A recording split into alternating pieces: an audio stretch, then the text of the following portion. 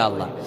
মাগরিব নামাজের পরে কিবলামুখী হয়ে থাকবেন, কারো সঙ্গে কথা বলবেন না, কারো সঙ্গে কথা না বলে কিবলামুখী হয়ে আপনি পড়বেন আল্লাহুম্মা আজরিনা মিনান নার, আল্লাহুম্মা আজরিনা মিনান নার, আল্লাহুম্মা আজরিনা মিনান নার।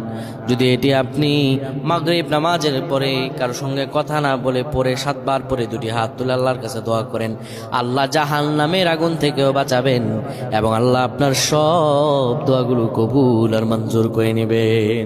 আল্লাহুম্মা আমিন।